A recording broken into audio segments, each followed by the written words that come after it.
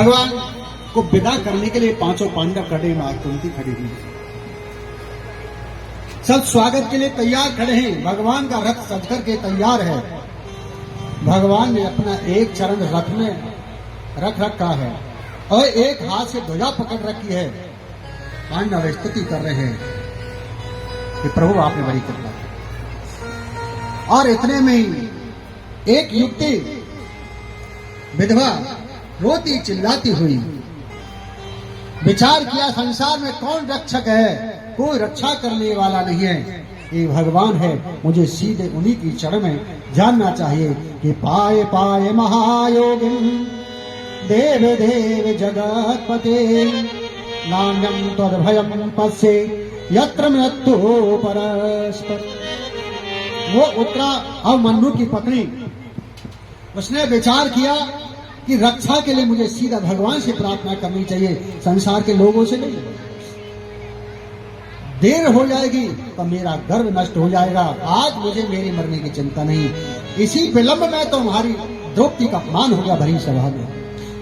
द्रौपदी कभी गुरु की तरफ देती है, कभी भीष्म पितामह की तरफ देख के जब भरी सभा में अपमान हो रहा था कि हमारे पितामह मेरे सम्मान करेंगे, रोक लेंगे, अपमानित नहीं होने देंगे, सबकी ओर देखा, बहुत देर हो गई, इतने तो साड़ी खिंच चुकी है। जब देखा संसार के किसी भी प्राणी ने, पांचों पांडव बैठे थे रक्षा लेकर, भगवान को पुकारा, भगवान आ गए। और वो देरी उत्तरा ने नहीं करी। समझ लिया ये संसार के लोग मेरी रक्षा नहीं कर सकते। सीधे भगवान के पास पहुंचे, चरण पकड़ा कि पाहे पाहे महायोगी, हे प्रभु त्रायमान त्रायमान, मैं आपकी शरण में हूं, मेरी रक्षा कीजिए। मुझे मेरे मृत्यु का भय नहीं है, मुझे मरने का डर नहीं, लेकिन आज पांडवों की निशानी जो मेरे गर्भ के अंदर है वो नष्ट होने वाली, ये तेज मुझे जला रहा है। इतना कहा भगवान समझ गए, उठाया देवी क्या बात देखा और मन्नु की पत्नी उत्तरा। भगवान ने देरी नहीं करी। करधरान पत्य जय मामेकम शरण में आने में देरी हो सकती है, लेकिन भगवान की रक्षा में देरी नहीं होगी। उसी समय भगवान ने अंगूठी के बराबर रूप धारण किया, सीधे घर में प्रवेश कर गए और अपने थोड़ी देर में उस ब्रह्मास्त्र को नष्ट कर दिया। आज वह उत्तरा का गर्व कितना श्रेष्ठ है, जिस गर्व के अंदर भक्त और भगवान दोनों ही एक साथ। ऐसे भाग्यशाली देवी संसार में कौन होगी उत्तरा से अधिक, जिसके घर में भगवान पहुंच गए। वो गर्भ में कितना धन्य है और वो भगत कितना बड़ा है, जिसको यहां संसार में आकर के दर्शन हो जाए वो बहुत बड़ी बात समझो, लेकिन गर्भ में जाकर के दर्शन कर रहा है। संसार में जन्म बाद में ले रहा, पहले दर्शन भगवान की कर। उत्तरा भी धन्य हो गई। भगवान ने ब्रह्मास्त्र की रक्षा करके उत्तरा को हाथ मेरा बेटी बताओ अब कैसा लग रहा है कि प्रभु अब मुझे शांति है। इतना कहा, सांत्वना देकर के पांडव का अब तो मैं चलता हूं, इतना कहा, अब तो मां कुंती जो है पास में खड़ी थी। कुंती ने कहा, केशव आज चलने की आप कहते हैं, अब तक मेरे पुत्रों के साथ रहे आप, इतने संकटों से मेरे पुत्रों की रक्षा आपने करी, कितनी कितनी व्याधाएं आई, लाक्षा भवन में जलाए गए, लेकिन मेरे पुत्रों की रक्षा आपने की। विष के मोदक लड्डू खिलाए मेरे पुत्रों को, लेकिन उस समय भी आपने रक्षा करी, हर संकट से बचाया और कौरव की महा संग्राम से, सेना से विजय दिलाने वाले। आज मेरे जब पुत्र सम्राट बन गए, आप विदा लेने की कहते हो, और आज अभी आपने मेरी पौत्र वधू उत्तरा का जीवन दान दिया, हमारे वंश को मृत्यु दंड से बचाया।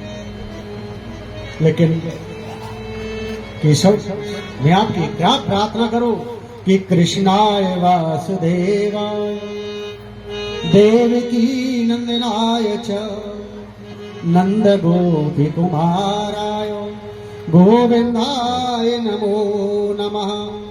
नमः पंकजनाभाय नमः पंकजमालिने नमः पंकजनेत्राय नमस्ते पंकजाय। हे केशव, हे माधव, अब मुझे पता चला है तू तो पूर्ण भगवान है। भगवान के लिए भुआ ये कैसी बात कर रही हो? आप मुझको प्रणाम करें, आप ऐसे कैसे उल्टी गंगा बहा रही हो? आप तो मेरी भुआ हैं। मैं आपको प्रणाम कर सकता हूं, लेकिन आप मुझे प्रणाम करें ये हो नहीं सकता।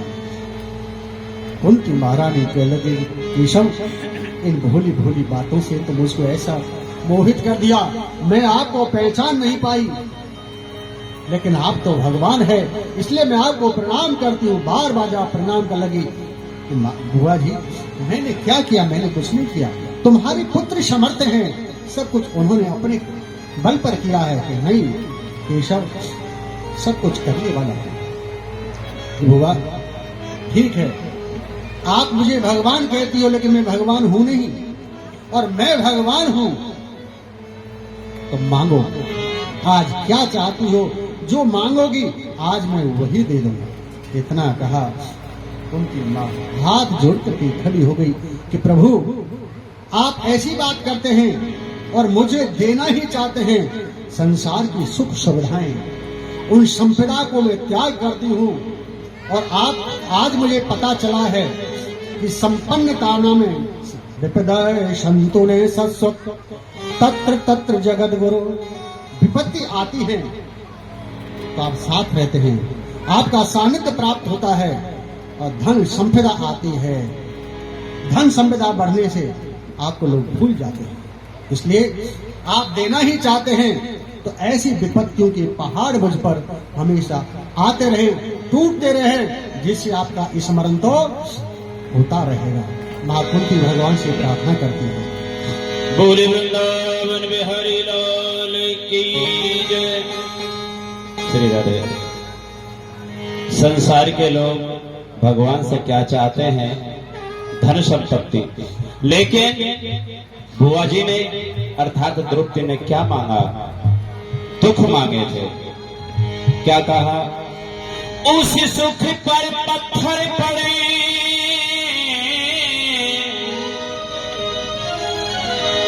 उस सुख पर पत्थर पड़े, जो नाम हृदय से जाए, बलहारी मां दुख की, जो पल पल याद करा। मांगा है मैंने श्याम से वरदान एक ही, वरदान एक ही, तेरी कृपा बनी रहे जब तक है जिंदगी, तेरी कृपा बनी रहे जब तक है जिंदगी। मांगा है मैंने श्याम से वरदान एक ही, वरदान एक ही, तेरी कृपा बनी रहे जब तक है जिंदगी, तेरी कृपा बनी रहे जब तक है जिंदगी। मांगा है मैंने श्याम से।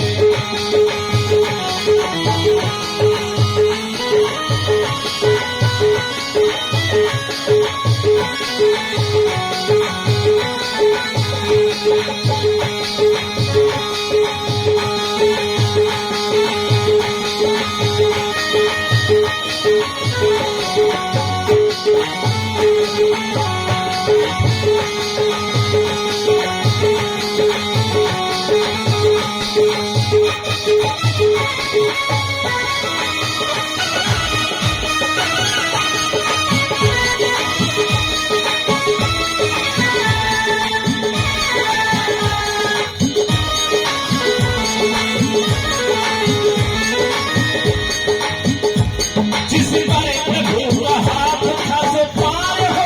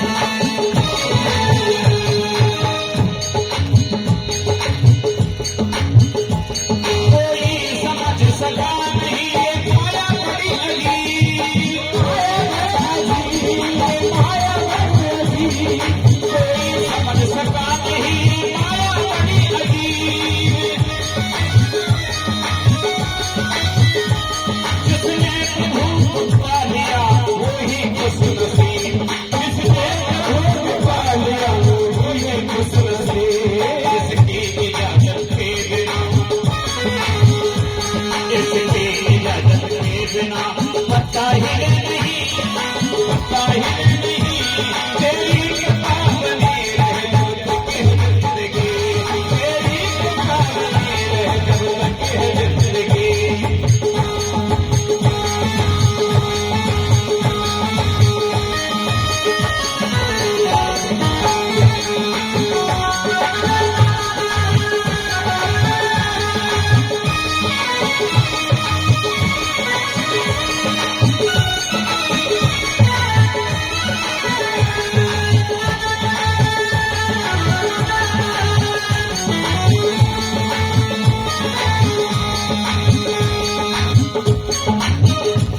ऐसे दयालु शाम से रिश्ता बनाइए, रिश्ता बनाइए, रिश्ता बनाइए। ऐसे दयालु शाम से रिश्ता बनाइए, रिश्ता बनाइए, रिश्ता बनाइए, रिश्ता बनाइए। मिलता रहेगा आपको जो कुछ भी चाहिए, मिलता रहेगा आपको जो कुछ भी चाहिए। ऐसा करिश्मा होगा जो हुआ कभी नहीं, जो हुआ कभी नहीं। तेरी कृपा बनी रहे जब तक है जिंदगी, तेरी कृपा बनी रहे जब तक है जिंदगी। शाम से बर्बाद ही, बर्बाद ही, तेरी कृपा बनी रहे जब तक है जिंदगी।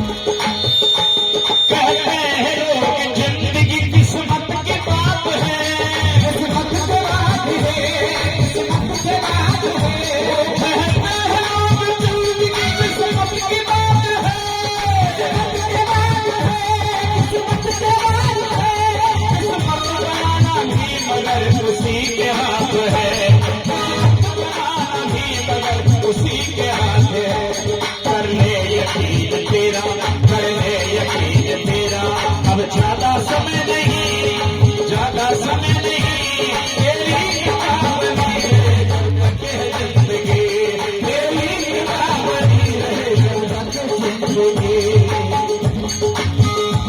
मांगा है मैंने शाम से बर्बाद की, बर्बाद की। तेरी कृपा बनी रहे जब तक है जिंदगी।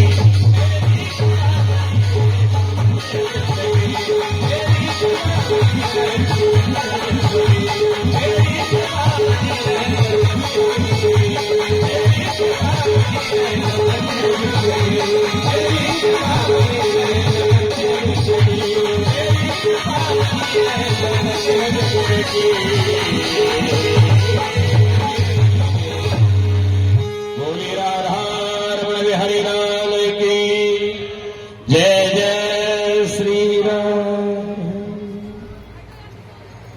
सो रहे कुछ सुन रहे हो? वो लगे आधे तो सो गए। घर तो लाइट आना रही है, पंखा तो चल रहा है, कूलर तो। एक बड़े सेठ जी थे, कभी मंदिर में नहीं जाते, कभी कथा सुनने में नहीं जाते। सेठानी भक्त्यानी थी। सेठ जी लड़ा करती थी कि कभी जाते नहीं, जाओ, गांव में कथा हो रही सुनिए, कहा कथा सुने, नहीं जाओ। जबरदस्ती भेज दिया, जो जबरदस्ती कथा सुनने को कथा सुनेगा वो आते सो जाएगा। कथा में भेज दिया। अब सेठ जी थे, धनवान थे, सब स्वागत करते। एक व्यक्ति को सज्जन खड़ा हो गया, आओ सेठ जी बैठिए, बैठिए। आसन दिया, अपना आसन ले दिया। आओ बैठिए बैठिए। बैठा दिया, अपने आसन पर बैठा दिया। बैठते ही सेठ जी को नींद आ गया। जैसे ही कहा, आई स्वागत किया, आइए सेठ जी से सर्वप्रथम आइए आइए आइए कहा, वो बात सुन ली। दूसरी बार के आओ बैठिए बैठिए, बैठ गए। कथा शुरू हुई तो नींद आ गई। कथा पूरी हो गई, अब बेचारा सब चले, वो बैठा था जिसके आसन पे सेठ जी सो रहे। सेठ जी जग आएंगे तब जाएंगे। सेठ जी को नींद खुली, देखा इधर कथा हो गई पूरी। अरे सेठ जी कब की दुनिया घर चली गई, आप सो। अच्छा जाइए, अब तो जाइए। अच्छा नींद खुली, तो नींद खुलते ही सुना तो जाइए। सेठ जी चले गए। घर जाकर के सेठानी ने पूछा, सेठ जी कथा सुन आए? हाँ बिल्कुल कथा सुन के आया। क्या मिलोगे? 3 मंत्र मिले। कि क्या? कि पहले तो ये मंत्र है पहला कि आइए आइए आइए। दूसरा कि बैठिए बैठिए बैठिए। तीसरा कि जाइए जाइए। सेठानी ने कहा अच्छे पालक, एक मंत्र तो ये कथा में सुनो। गया तो सबसे पहले कहा कि आइए आइए। आप तो ठीक है चलो, जो मंत्र सुनो वही जाप करो। अब सेठ जी सो गए रात में, नींद तो आई नहीं कि कथा में सो ली, नींद गई हुआ है रात में। कथा घर में नींद रहे, खाट में पड़े। अब पड़े पड़े विचार कर ले, जो मंत्र मेरा उन्हें याद जब कर ले थोड़ा सा। अब सेठ जी बैठे बैठे कर रहे कि आइए आइए आइए। कुदरती उस समय चोरन का घर में घुसना हुआ। चोर चोरी करवे को जैसे घर में घुसने लगे, घर में घुसे तो चोरों ने समझ लिया कि सेठ जी ने हमको देख लिया। और सेठ जी को पता ही नहीं, वो तो मंत्र जाप कर रहे कि आइए आइए। चोर समझ के सेठ जी ने देख लिया। अब जब चोर छुपने के लिए बैठ गया, फिर दूसरा मंत्र सेठ जी बोल के बैठिए बैठिए। चोर समझ लगे पक्का, अब तो देख ही लिया। अब डर के मारे चोर भागने लगे, तो सेठ जी का तीसरा मंत्र आ गया कि जाइए जाइए जाइए। इतना सुनते ही चोर भयभीत हो गया और घबरा गया, तो पहचान लिया सेठ जी ने। और सुबह रिपोर्ट कर देगा और पकड़े जाएंगे हड्डे कोटेंगे। सीधा वापस सेठ जी के पास आया, सेठ जी के पांव पकड़ ले कि सेठ जी क्षमा कर दो भाई, आप किसी शिकायत मत का, पुलिस में रिपोर्ट मत का। हम जो धन बाहर से लेकर के आए, भले यह भी ले लें, जितना माल लेकर के आए वो भी सेठ जी के सामने चोर कि सेठ जी क्षमा कर दो। सेठ जी को ये क्या मामला, मन तो बड़ी जल्दी सिद्ध हो गए। चोर चले गए। सुबह सेठानी ने क्या हुआ,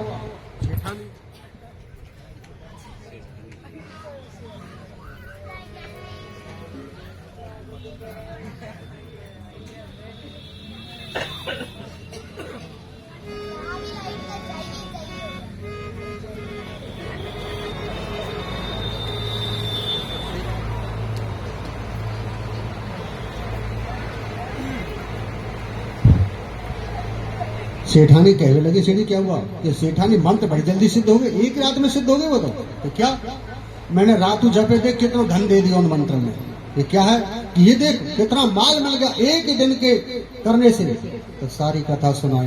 तो आने कही भले ये मंत्र सिद्ध नहीं हुआ, उधर चोरों के चक्कर में फंस गए कि कथा से भी तो कुछ तो अंतर पड़ा, ही सब माल तो मिल ही गया, इतनी जल्दी सिद्ध हो गए। लेकिन आप मंत्र कर दोगे आगे सो जाओगे, धन मिल जाएगा, तुम्हारा तो सफाई कर ले जाएंगे चोर, माल दे के नहीं। तो कथा से कुछ तो अंतर पड़ा। यहां पर कुंती ने कहा कष्ट दे भगवान, मौनम समिति लक्षणम, शांत रहे, कुछ नहीं बोले। भगवान कहने लगे हुआ इतने कष्ट आपको प्राप्त हो कि अभी दुखों से पेट नहीं भरा, कितने कितने संकट झेले आपने। एक विधवा स्त्री ने 5 पुत्रों का पालन पोषण किया, बड़ा किया, पढ़ाया लिखाया, इतने संकटों से निकल के आई है, फिर भी वही संकट मांगा। संसार की वस्तु को मांग करके क्या करें? भगवान गीता में कहते हैं जब मेरी कृपा होती है तो पहले उसको सगे संबंधियों परिवार से विच्छेद करा, विघ्न उत्पन्न करता हूं, और उसमें भी मुझे नहीं छोड़ता है। तो सर्वधर्मान परित्यज्य मामेकम शरणम व्रज, कि सब कुछ संसारिक कर्मों को त्याग करके जब मेरी शरण आ जाता है तो मैं उसको अपना लेता हूं, स्वीकार कर लेता हूं। उनको दे करके भगवान ने जाना स्थगित कर दिया, वापस लौट करके हस्तना पड़ा। अब पांडवों का शोक संतप्त नहीं हो रहा, शांत नहीं हो रहा। एक ना भगवान अपने कक्ष में बैठे थे, युधिष्ठिर प्रतिदिन प्रणाम करने जाते थे, भगवान ध्यान अवस्था में बैठे थे। युधिष्ठिर ने पूछा, क्या बात है, ये संसार तो सारा आपका ध्यान करता है और आप किसके ध्यान में मग्न है? तो ये यथा महाप्रपद्यन्ते तास्ते भयामि हम, जो मुझे भजता है मैं उसे भजता हूं, जो मुझे याद करता है मैं उसी का भजन। कि आज भारत वंश की जो सूर्य है, भीष्म पितामह है, अपने प्राणों का उत्सर्ग करने वाले हैं। यदि आप आज उनसे कोई ज्ञान उपदेश लेना चाहें, उनके पास जा सकते हैं। पांडवों को साथ लेकर के भगवान भीष्म पितामह जहां कुरुक्षेत्र की रणभूमि में बाणों की सैया पर लेटे हुए हैं, जहां पर अनेकों प्रकार से ऋषि मुनि वहां पर उनके पास खड़े हैं, उपदेश ले रहे हैं। भगवान जैसे पहुंचे, जाकर के अर्जुन ने प्रणाम किया। भीष्म पितामह ने देखा अर्जुन आ गए, क्या दादाजी मैं आपको प्रणाम करता। अरे वो तुम्हारा आया कि नहीं? कि दादाजी कौन? कि आपका सारथी यहां आए ना। भगवान ने प्रणाम किया, हाँ दादाजी मैं भी आगे, बताओ। अर्जुन से कहा कि अर्जुन को जानते हो कौन है? अर्जुन कहने लगे, दादाजी को कौन नहीं जानता, हमारे बुआ जी के लड़के हैं। अच्छा, बुआ जी के लड़के?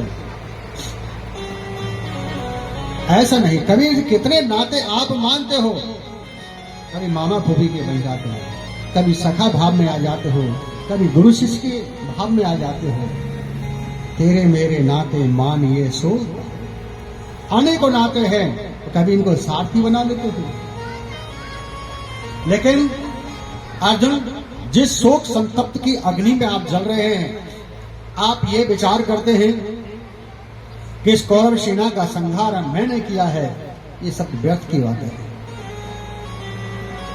उस कौरव सेना का संहार तुमने नहीं किया, इस द्वारकाधीश ने किया है।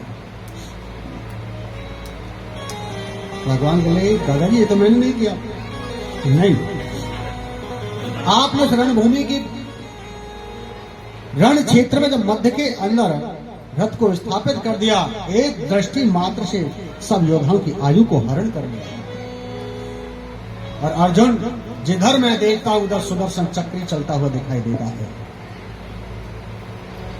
ये तुम तो एक निमित्त मात्र हो, और जिस शोक में डूबे हुए कि हमने सेना को जीता है, विजय प्राप्त करके, ये तुम्हारा मिथ्या विचार है। सब कुछ इसने किया है।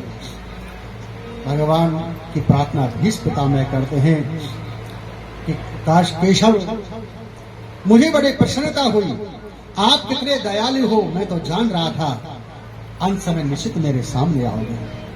लेकिन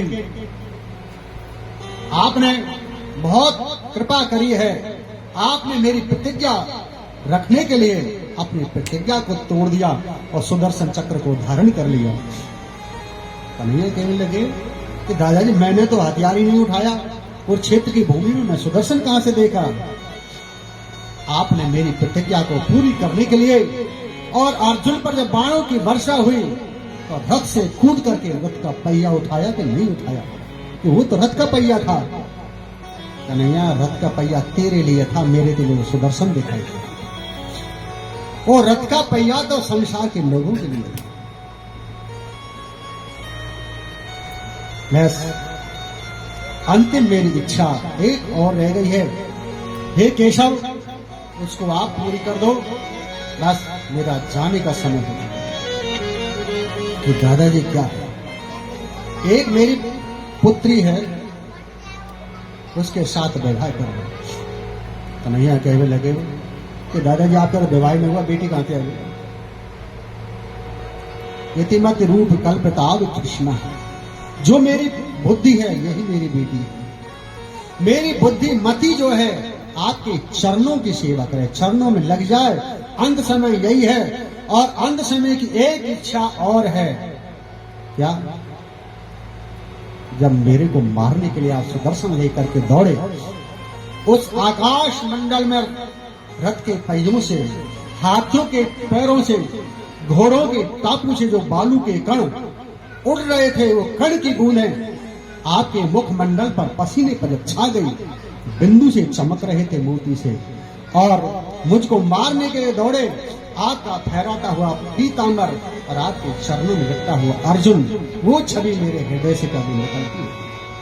उस दृश्य को मैं दोबारा देखना चाहता हूं। द्वारकाधीश कहने लगे, दादाजी ये तो असंभव है। क्यों असंभव? क्या है? जो समय निकल चुका है वो दोबारा नहीं आ सकता। भीष्म पिता है, मुस्कुराए, ये माधव आप मेरे से कह रहे हैं कि असंभव है? जब सूर्य अस्त से पहले सूर्य अस्त कर सकते हो, सूर्य अस्त नहीं हुआ लेकिन आपने उस दृश्य को देखा नहीं। वो रथ के पहियों को सुदर्शन बना सकते हो, मृतक गुरु पुत्रों को यमलोक से ला करके वापस दे सकते हो, तो ये कार्य कोई बड़ा नहीं है। इतना कहा भगवान कि ठीक है, और केशव एक इच्छा अंतिम यही हो रहा है। आप तो बड़ी दयालु हैं, आप जानते हैं आज मेरा समय पूर्ण हो गया है, लेकिन जब तक इस तन से प्राण निकले आप मेरे सामने खड़े रहो। भगवान कह लगे, बाजी दादाजी नौकरी लगा दे पक्की, खड़े रहो, प्राण कम निकले जब तक, बस मेरे सामने खड़े रहो। उसी दृश्य को मैं देखना चाहता हूं, और उस समय ही मेरे प्राण निकल जाए। उसी करना स्वामी,